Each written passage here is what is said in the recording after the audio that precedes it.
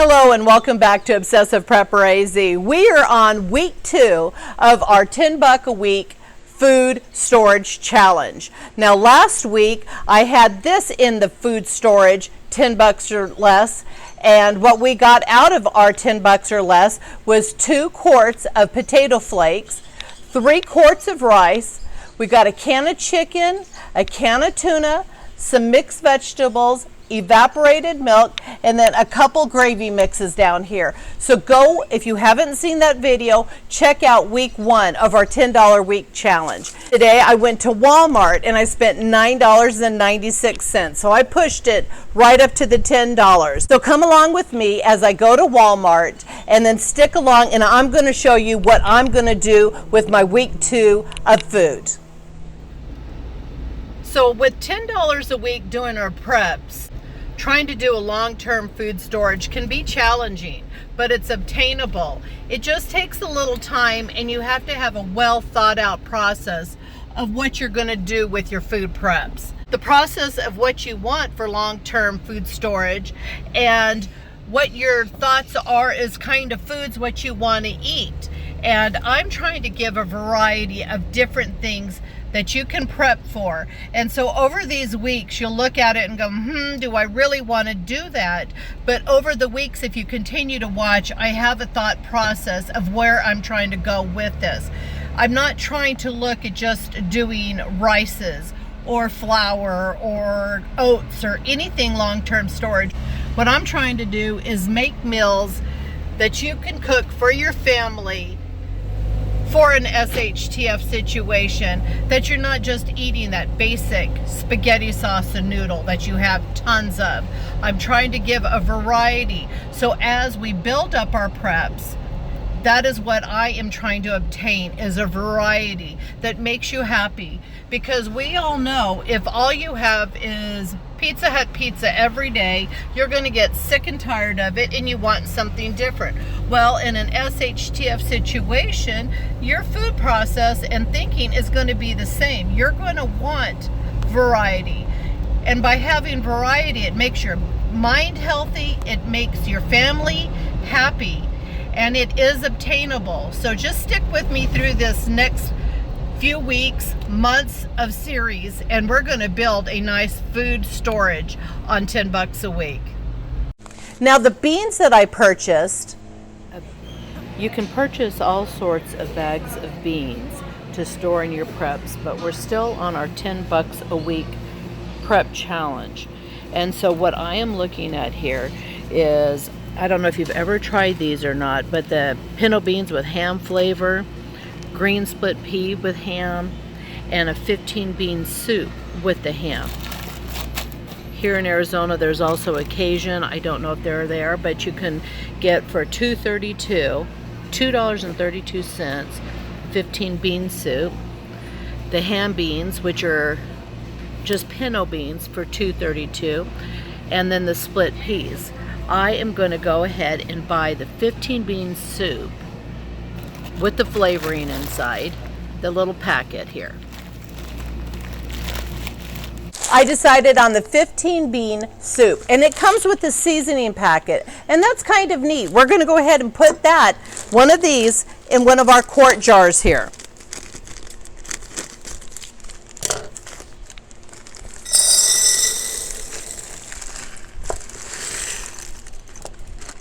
So we have our beans in the jar, we've got our flavor packet, and I'm going to go ahead and leave this in the jar. Now originally I wasn't going to get 2 bags of beans. I was going to pick out something else, but I couldn't pass this deal up. I'm also going to pick up this Cajun 15 bean soup for $1.98. We have Cajun 15 bean soup mix. I'm going to go ahead and get this into the jar.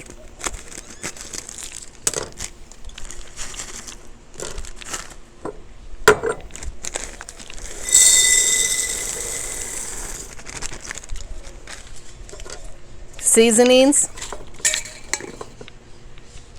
And the next thing that I purchased was hash brown potatoes. We're going to go ahead and get this in the jar. I wanted to show also this is when you're purchasing this, you want to get ingredients that have no oils in it. So it's salt, dextrose, freshness preserved with sodium bisalate, no oils. To purchase something like these Idaho hash potatoes, they're cheaper, they're 94 cents versus the $1.17, but when you come down to the ingredients, you've got cottonseed oil, sunflower, canola, and so your product is not going to last as long as just your potatoes with no oils in them.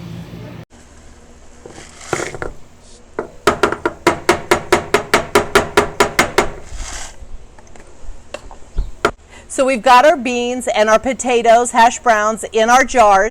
You want to make sure that you do not purchase potatoes or anything with a bunch of oils in it, because if you do, your food storage is not going to be as long because those oils are going to go rancid. So we want to purchase the potatoes without any oils.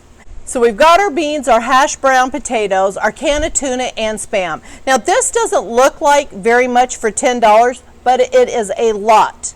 And you have to think about things that you can do long-term storage and then meals that you can cook with it. Just by rehydrating your hash brown potatoes, and what's nice about having them in the jar is you can reseal it. And if it's an SHTF situation and you can't reseal it, you are still bonus by using mason jars, because you've got to think, if a real bad situation was, you're going to have rodents, and rodents cannot get through mason jars. If you use your FoodSaver bag, something like this, and your FoodSaver to pour your beans in or your spaghetti noodles and suck the air out, this is great, but you can't keep rodents out of it.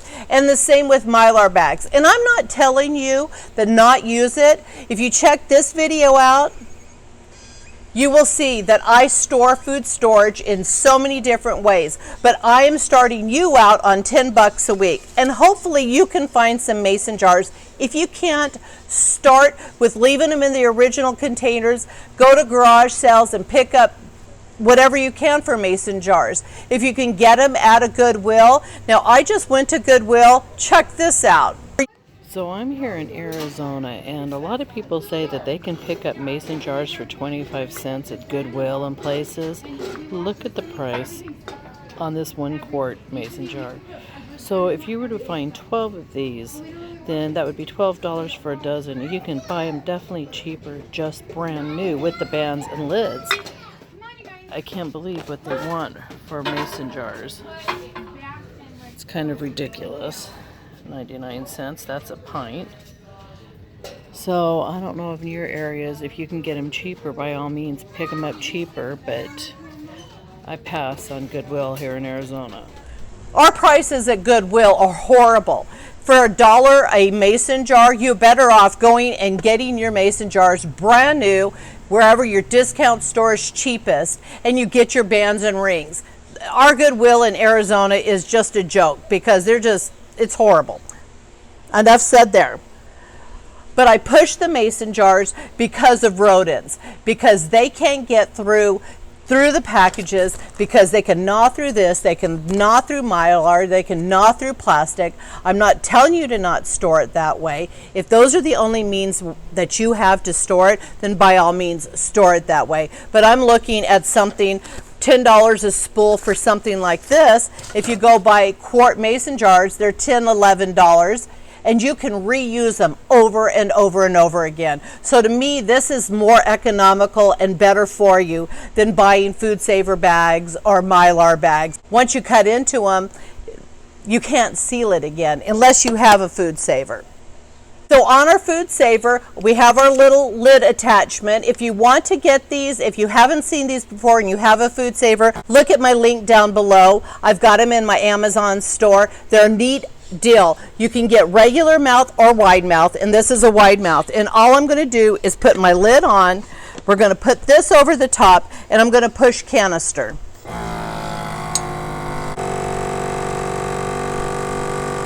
We're almost there. I've been doing this so long I can hear where it's at. There we are, we're done. So you pull that off, pull this off. I am not even in fear that it is not sealed. I know for a fact that it's sealed. There's no air, there's no popping. If you don't have a FoodSaver, I've got those linked down below in the Amazon store. I believe in the FoodSaver. FoodSaver, your little bit of price that goes out by far outweighs having to repurchase Mylar bags or O2s or anything like that. Now let's just say we don't have a FoodSaver. There are methods that we can put our containers in the oven and seal those. And I'll do one of those videos in about 2 weeks, but what we're doing is about 225 degrees, 230. We put our product in the oven without the cap on. We let it heat up for an hour at the 225, 230 degree mark. After the hour, we have our lids in some hot, warm water. You try to get as much of the moisture off. I'll get a paper towel and take it and dry the underneath half and just leave the moisture on the gasket. Put it on, put my band on, and you should have the suction of that heat suck that lid down. Also, by dry canning, if you have rices or flours or anything like that, it's going to kill anything that's inside there. So if any larvae is in it, eggs, anything like that, you're going to kill it with the heat. So like I said, in a couple weeks, I'll do a video on that. Okay, so I've got everything sealed without the bands, sealed completely, and they're shelf stable. Now with your beans, you can divide this in half, put them in pint jars, or open it up and just reseal it and only use half. Now you've got to think, if you're doing food storage, you need to think about water. Always when we're doing food storage, you need to think about water. And I have some videos that you can watch that show you water storage and things that you can do. But always in the back of your head, think about how you're going to store water. So we have another can of tuna and our Spam. Now we have 2 meals here, possibly 4 with our beans. Hash brown potatoes. Why did I do hash brown potatoes? Because you can make a meal out of hash brown potatoes. With your hash browns, if you have a little flour, if you have a little egg and some milk, let's say you have it. If you don't have those, you've got some evaporated milk. Down the road, we're going to get some powdered eggs. If you have powdered eggs, you're going to make a potato pancake. A little onion flake, if you have some fresh onions, and we're going to make potato flakes. Now the Spam, I grew up eating Spam. I will eat Spam out of a can on a mustard sandwich with some white bread, or I love fried Spam. You can dice that up and put it in with your hash brown potatoes, or you can just have it fried, sliced with some eggs. Now in a situation that is SHTF, now the first thing you're going to want to do is think about eating all your food in your refrigerator. Your freezer will should at least for a day. Can you can your food? Can you can your product in your freezer? Can you use a solar sun oven to cook that product? Dehydrate that product? Is there things that you can do with the freezer food? And I keep pushing storing mason jars, because in a world full of crap, you can use your mason jars, you can use your gas grill, your pressure canner, and you can pull every meat product you have in your freezer and make it shelf stable with your pressure canner. So you've got to think about like those kind of things. If you have a freezer full of nothing but meats, how are you going to make those stable if you don't have any electricity? So these are always things we want in the back of our mind. So this is our 2 weeks of food, and just stay with me for the 3rd week. And as we keep going along, I'm going to grow and grow our food preps so we have meals that we can pull anywhere and make different meals. I hope you enjoyed this video. If you did, please subscribe. And if you want to be notified for future videos, ring the bell. Have a blessed day.